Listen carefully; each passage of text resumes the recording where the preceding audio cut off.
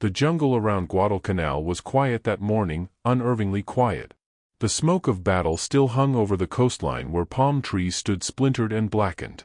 American Marines moved cautiously through the humid air, rifles raised, the faint smell of fuel and rot filling their lungs. The island had been fought over for months, every inch of its soil soaked in sweat and blood. As they stepped into a clearing near the edge of a makeshift Japanese airstrip, one of the Marines froze. "You seeing this?" he whispered, motioning ahead. There, half sunk in the mud and surrounded by fallen leaves, sat a Japanese fighter plane, abandoned, intact, as if time had stopped mid-flight. Its nose pointed toward the tree-line, propeller bent, one wheel collapsed. The rising sun emblem on its tail had faded, but it was unmistakable. A Mitsubishi A6M Zero. For months, the Zero had been a ghost in the sky, fast, untouchable, killing American pilots with impossible agility. Every time it appeared, it seemed to vanish just as quickly, leaving behind burning wrecks and unanswered questions. To finally stand beside one, silent and broken, felt surreal. The Marines approached slowly. The cockpit canopy was cracked open, the seat empty. Bullet holes dotted the fuselage, but the aircraft's structure was otherwise whole. One of the men, a mechanic before the war, peered inside and frowned. "There's no armor," he said quietly. "Not behind the seat, not even around the engine." Another Marine ran his hand over the wing's leading edge, surprised by how thin the metal felt beneath his fingers. "It's paper," he muttered. The Americans didn't realize it yet, but they had just uncovered one of the greatest paradoxes in aviation history, a fighter that had terrified the world, yet carried almost no protection for the men who flew it. To understand why the Zero was built that way, one had to return to Japan in the late 1930s, to an empire racing toward war and an aircraft industry that believed speed and reach were worth more than armor or survival. In 1937, the Imperial Japanese Navy issued a bold demand to its aircraft designers, a new carrier-based fighter that could outperform anything in the world. It had to outclimb, outturn, and outfight every foreign rival, while still flying farther than any naval fighter before it. For Mitsubishi's engineering team, led by the visionary Jiro Horikoshi, the requirements bordered on the impossible. The new aircraft had to achieve unmatched range and maneuverability, but it also had to be light enough to launch from an aircraft carrier and agile enough to win dogfights against faster opponents. To meet those goals, Horikoshi made a decision that would define the Zero's destiny. He sacrificed protection for performance. Every pound mattered. The Zero's structure was built from the lightest aluminum alloys available, a proprietary Japanese metal called extra super duralumin. Its wings were thin and elegant, its frame stripped of anything unnecessary. There was no armor plate behind the pilot's seat, no bulletproof glass on the canopy, and, most shocking to Western engineers, no self-sealing fuel tanks. What it gained, however, was almost supernatural agility. When the A6M Zero first entered service in 1940, it stunned everyone who saw it. With a top speed of over 330 miles per hour and a range exceeding 1,900 miles, it could fly twice as far as most American or British fighters of the time. In test flights and early combat, it could outturn, outclimb, and outfight anything in the sky. When Japan attacked Pearl Harbor in December 1941, Zeros escorted the bombers with grace and precision, sweeping aside defending aircraft like they were standing still. Over the next 6 months, the Zero dominated the Pacific. From the Philippines to Wake Island, Burma to New Guinea, Allied pilots faced a nightmare they couldn't catch or kill. Reports from the field were grim. Pilots described how the Japanese fighters could twist and roll at impossible angles, dancing around heavier American aircraft like predatory birds. "They could turn inside anything we had," one U.S. Navy pilot wrote after barely surviving a dogfight. "You'd get a bead on them, and then, they were gone." The Zero's reputation grew so terrifying that some American squadrons believed Japan had developed a secret engine or used lightweight composite materials unknown to Western science. The truth was simpler, and far more dangerous. The Zero's unmatched performance came at a deadly price. Every inch of armor removed, every ounce of protection shaved away, meant that its pilots were flying in a machine as delicate as it was deadly. A single burst from an enemy's .50 caliber gun could turn the entire aircraft into a fireball. Its thin skin offered no resistance to bullets, and the unprotected fuel tanks were a constant hazard, a single tracer round could ignite them instantly. But in 1940 and 1941, it hardly seemed to matter. The Zero's dominance was absolute. At the Battle of the Philippines, Japan's air wings destroyed hundreds of Allied planes on the ground and in the air. In Malaya, Zero swept aside British Hurricanes and Buffaloes. Over the South Pacific, they dueled American Wildcats, and won, again and again. The world began to see the Zero as something almost mystical, a fighter that broke all the rules. But to the men who built it, it wasn't magic at all. It was the purest expression of Japan's wartime philosophy: offense above defense, precision above protection, spirit above safety. The pilots who flew it, many of them barely in their 20s, were trained to think of survival as secondary. They were expected to master their craft, fight with honor, and accept death as part of their duty. The Zero's fragility was no flaw in their eyes, it was proof of their devotion to the Emperor and the nation's cause. For the first 2 years of the war, that faith held strong. The Zero carved its legend in the blue expanse of the Pacific, a sleek white spear of dominance. But beneath that legend, cracks were forming. The Americans were learning, and soon, they would strike back with machines that could not only match the Zero's agility, but survive its fire. When that shift came, the Zero's vulnerabilities, the same weaknesses that had shocked the Marines who found that abandoned fighter in Guadalcanal, would be laid bare for the entire world to see. After word reached U.S. command that a mostly intact Japanese Zero had been found on Guadalcanal, intelligence officers moved fast. They knew this was no ordinary prize, this was a chance to study Japan's deadliest weapon up close. Within days, Navy engineers and aviation experts arrived on the island. They examined the wreck under the hot Pacific sun, sketching every curve, measuring every surface, documenting everything. The Marines stood nearby, watching as the specialists pulled open panels and peered into the aircraft's heart. The results stunned them.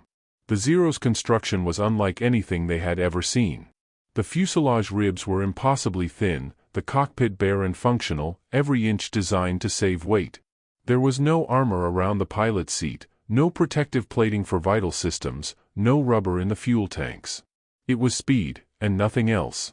One Navy engineer wrote in disbelief, "This thing shouldn't even be in the air with how light it is, yet it's faster and more agile than anything we've built." The discovery gave the Americans a critical clue: Japan's secret wasn't superior materials or alien technology. It was engineering stripped to the bone, guided by pilots willing to die. But the real breakthrough came months later, on a small, fog-covered island north of the Aleutians. Akutan Island, June 1942. Just weeks after the Battle of Midway, an Imperial Japanese Navy pilot named Tadayoshi Koga took off from his carrier in a Zero to raid American positions in Alaska. But during the mission, his plane was hit by ground fire, fuel leaking fast. He tried to nurse the fighter home. He never made it. Koga crash-landed his Zero in a bog on Akutan Island. The impact killed him instantly, but his aircraft, remarkably, remained intact. For almost a month, the wreck sat hidden in the marsh until an American patrol plane spotted it. A recovery team was sent, and when they arrived, they could hardly believe what they were seeing.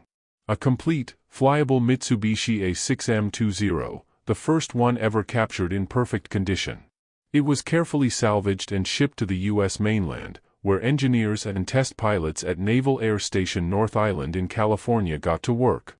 They repaired it, repainted it, and prepared to fly it.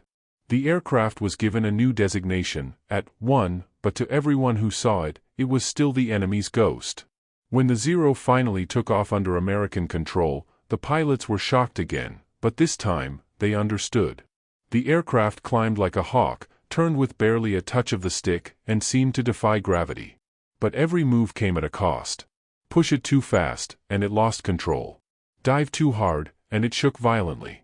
Try to pull away from a high-speed chase, and the lack of armor or weight made it dangerously unstable. The U.S. Navy had cracked the Zero's secret at last. It wasn't invincible, it was just perfectly optimized for the first half of the war. Light, agile, and deadly at low speeds, but fragile and vulnerable once you learned its limits. Armed with that knowledge, American pilots began changing their tactics. Instead of turning with the Zero, an almost guaranteed death sentence, they began using vertical combat maneuvers, diving in from above with superior speed, striking once, and pulling away before the Zero could react. It became known as boom and zoom. The first pilots to master it were flying the new Grumman F-6F Hellcats and Lockheed P-38 Lightnings, faster, tougher planes that could take a hit and keep flying. At first, U.S. squadrons were skeptical. The Zero still inspired fear. But soon, the tide began to turn. Over the Solomons, at Rabaul, and later in the Marianas, the Americans put their new tactics to the test. A Hellcat would dive from 10,000 feet, guns blazing, and pull up hard. The Zero, lighter and slower in a dive, couldn't follow. The once feared Japanese fighter became a target in its own game. By 1943, the same pilots who had once dreaded the sight of the rising sun emblem were now hunting it.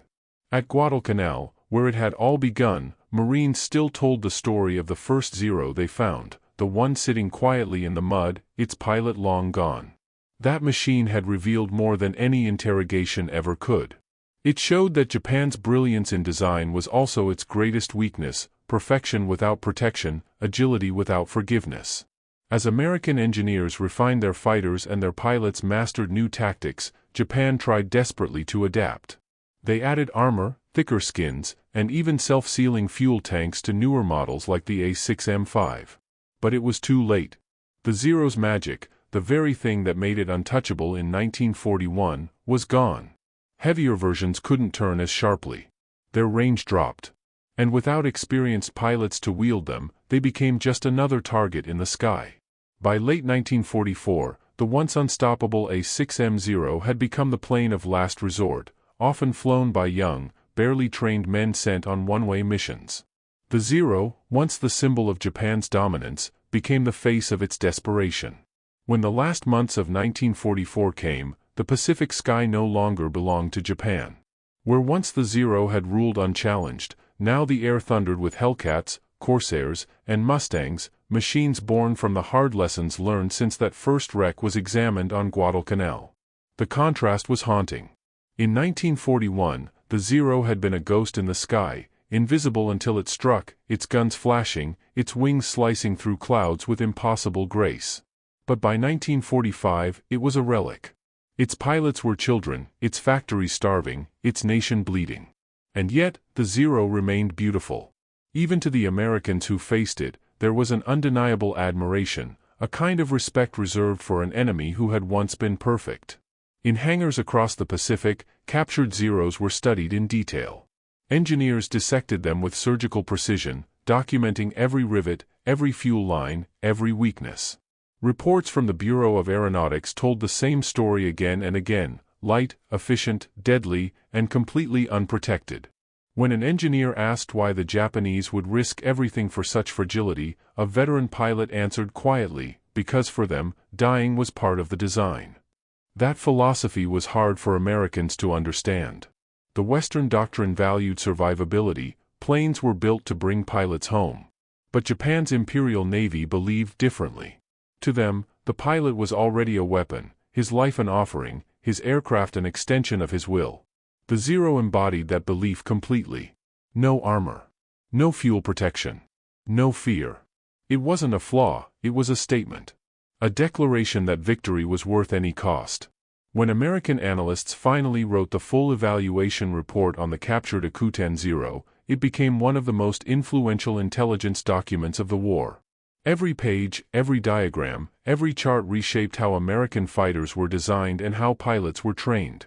The report detailed the Zero's exact performance limits, its turning radius, climb rate, dive stability, and its crippling weaknesses above 300 knots. For the first time, the myth was shattered. The unstoppable Japanese fighter could now be outflown, outgunned, and outlasted. By the time of the Great Marianas Turkey Shoot in June 1944, those lessons were fully realized. In a single day, over 300 Japanese aircraft, many of them Zeros, were shot down. U.S. losses were barely double digits. Pilots who had once trembled at the thought of facing the Zero now spoke of it almost casually. "They can't keep up anymore," one Hellcat pilot wrote. "They burn easy. They break apart." The nightmare of Pearl Harbor's sky was finally over. But amid the wreckage of the Empire's last days, a few Zeros remained, stripped of weapons, painted white, used for training or kamikaze runs. Some pilots wept when they saw what their proud fighter had become. For men who had trained for years to fly the most advanced machine Japan ever built, the sight of their aircraft now used in desperate suicide attacks was unbearable. The Zero had been designed to dance, not to die. And yet, that was its final role. When the war ended, dozens of captured Zeros were shipped to the United States for study. Some were flown at test ranges in California and Maryland. Others were placed in museums, their sleek forms now silent reminders of an age when human courage and mechanical design collided in the purest form of warfare. American pilots who had fought in the Pacific often stopped to look at them. Some touched the thin skin of the fuselage, shaking their heads. One Marine who had seen his first Zero on Guadalcanal, the same kind that started it all, said softly, "We couldn't believe it back then. No armor, no tank protection, it made no sense. But now I think it did. They built it to win fast or die trying." That single idea summed up the entire philosophy of Japan's wartime aviation. The Zero wasn't just a fighter, it was a reflection of a nation's spirit at its highest and its breaking point. In the early years, that spirit carried them farther than anyone thought possible. But by the end, it consumed them completely.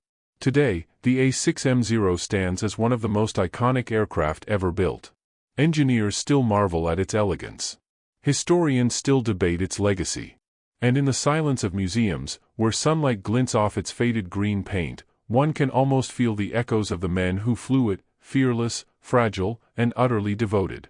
The Americans who examined the first captured Zero never forgot what they saw. Not the thin armor, not the empty tanks, not the ghost of a pilot who had flown it to perfection. What they found wasn't just a machine. It was a message that even in war, genius and tragedy can exist in the same heartbeat. And as they stood beside that abandoned fighter on the hot, silent airstrip of Guadalcanal, they understood the truth at last: the Zero had never been about protection. It had been about perfection, and perfection, in war, rarely survives.